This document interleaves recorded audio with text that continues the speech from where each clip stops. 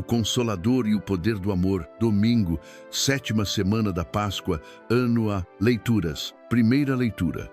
Atos 8:5 até 8, 14 até 17. Segunda leitura. 1 Pedro 3:15, 1:8. Evangelho. João 14:15, 2:1. Eu rogarei ao Pai, e Ele vos dará outro Consolador, para que vos ajude e fique convosco para sempre. João 14:16. Introdução. Você já sentiu aquela sensação de estar completamente sozinho, mesmo estando rodeado de pessoas? Já passou por uma noite tão pesada que parecia que nem Deus estava por perto? Se sim, esta mensagem foi preparada especialmente para você. Estamos nos aproximando dos últimos dias do tempo pascal, esse tempo tão especial que a igreja nos convida a viver mergulhados na alegria da ressurreição. Mas hoje, o Evangelho nos surpreende com uma cena de despedida. Jesus está na última ceia, olhando nos olhos dos seus discípulos amados, e sabe que o momento da separação está chegando.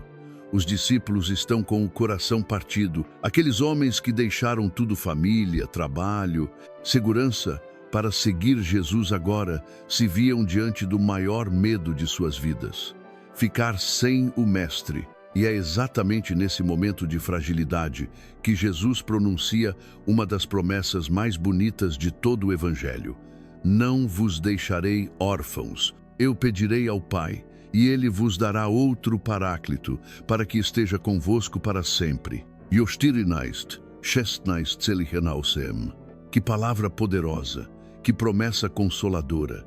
E ela vale para nós hoje, da mesma forma que valeu para aqueles discípulos há 2000 anos. O maior medo do ser humano, seja quem for, pode-se dizer que o maior medo do ser humano é o medo de ser abandonado.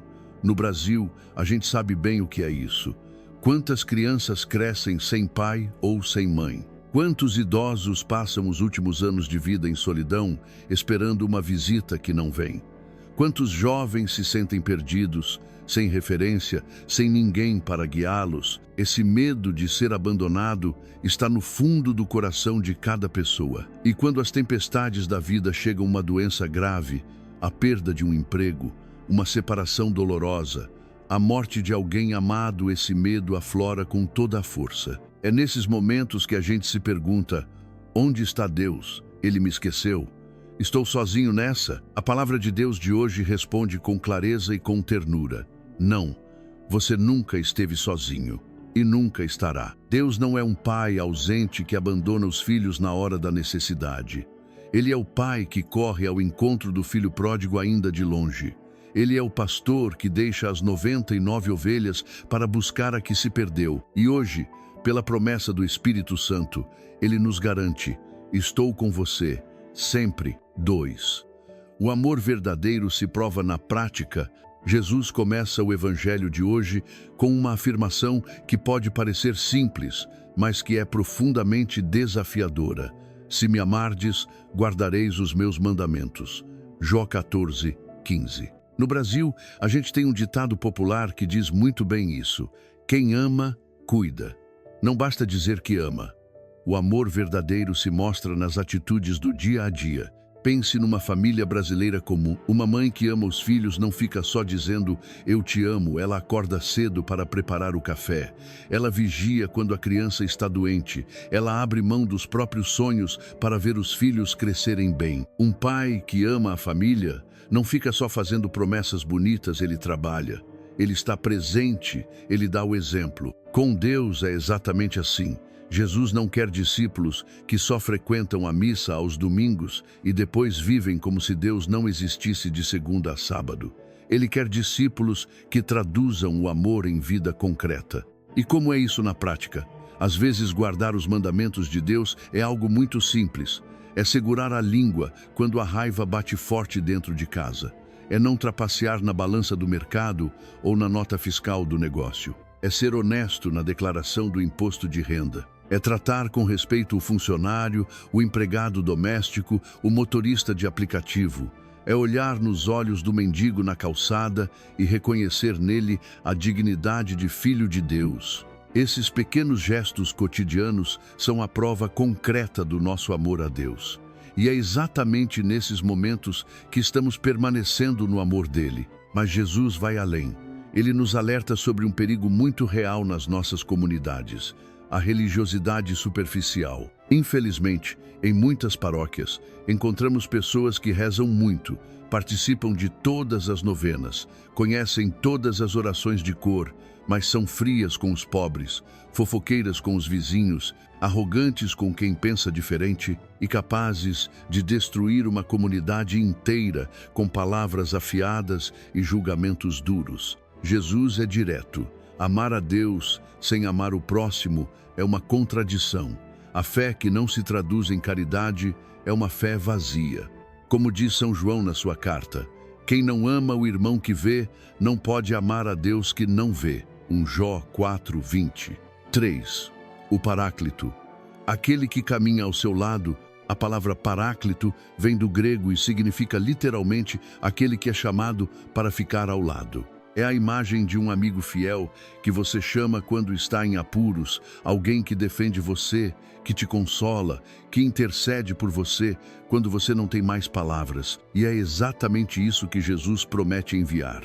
Não um guia de instruções, não uma lista de regras, mas uma presença viva e amorosa que caminha ao nosso lado em cada momento da vida. A leitura dos Atos dos Apóstolos nos mostra como essa promessa se cumpriu de forma extraordinária. Filipe vai até a Samaria, uma região marcada por séculos de preconceito e divisão entre judeus e samaritanos. E lá, o Espírito Santo age com poder. Pessoas possuídas por espíritos imundos são libertadas. Paralíticos se levantam e andam. Uma cidade inteira é tomada por uma alegria inexplicável.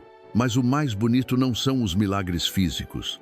O mais bonito é a transformação de uma comunidade dividida em uma comunidade unida.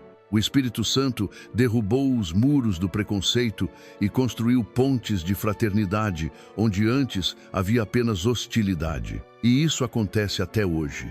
Em quantas comunidades do Brasil o Espírito Santo está agindo dessa mesma forma? Em quantas famílias destruídas pela briga e pelo ressentimento, uma conversão genuína restaurou a paz? Em quantas vidas marcadas pela dependência química, pela violência ou pelo desespero, o Espírito Santo entrou e fez o impossível? O Paráclito não é uma figura do passado.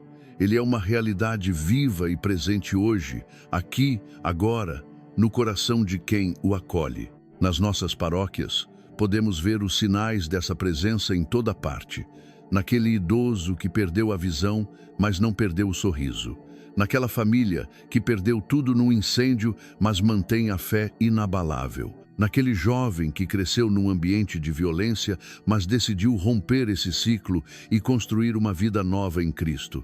Naquela mãe que chora sozinha pela conversão do filho, mas não desiste de rezar. Essa força não vem de dentro deles. Ela vem do Espírito Santo que habita neles. 4. Testemunhas vivas de uma esperança que não falha. São Pedro, na segunda leitura, nos dá uma missão muito concreta. Estais sempre prontos a dar razão da vossa esperança a todo aquele que vô-la pedir. 1 Pedro 3:15. O mundo está com sede, sede de sentido, sede de paz, sede de esperança. As pessoas ao nosso redor estão cansadas de promessas vazias, de discursos bonitos que não mudam nada, de religiões que pregam o amor, mas praticam o julgamento. O que o mundo precisa ver são testemunhas, não pregadores perfeitos, não pessoas sem pecado, mas homens e mulheres comuns que, no meio das dificuldades da vida real, ainda conseguem manter a paz no coração, ainda conseguem perdoar quando foram feridos, ainda conseguem sorrir quando tudo parece desmoronar. Jesus diz: "O mundo não me verá mais, mas vós me vereis, porque eu vivo e vós também vivereis." João 14:19. Isso significa que nós somos o rosto visível de Jesus no mundo de hoje. Quando uma família cristã, no meio de uma disputa de vizinhança, escolhe o diálogo em vez da briga, ela está mostrando Jesus. Quando um comerciante cristão recusa ganhar dinheiro de forma desonesta, ele está mostrando Jesus. Quando um jovem cristão ousa viver com pureza e integridade numa cultura que valoriza apenas o prazer imediato, ele está mostrando Jesus, e é o Espírito Santo que nos dá a força para fazer isso. Porque sozinhos, na nossa fragilidade humana, não conseguimos, mas com ele tudo é possível. Conclusão. Queridos irmãos e irmãs, a mensagem deste sexto domingo da Páscoa é uma declaração de amor eterno. Deus não é distante. Ele não está no céu olhando para nós com indiferença. Ele quer morar dentro de nós, transformar nossa vida de dentro para fora e nos tornar instrumentos do seu amor no mundo. Nunca caminhamos sozinhos. Quando o cansaço bater, lembre-se, o Paráclito está ao seu lado. Quando parecer impossível amar aquela pessoa difícil, peça ao Espírito Santo que acenda o fogo do amor no seu coração. Quando a vida parecer sem sentido, volte aos mandamentos de Jesus, não como um fardo, mas como um caminho de vida e de alegria. Que a alegria daquela Samaria de outrora transborde hoje nas nossas famílias, nas nossas paróquias e no coração de cada um de nós. Que o Espírito Santo nos renove, nos fortaleça e nos envie como testemunhas corajosas de uma esperança que o mundo não pode dar nem tirar.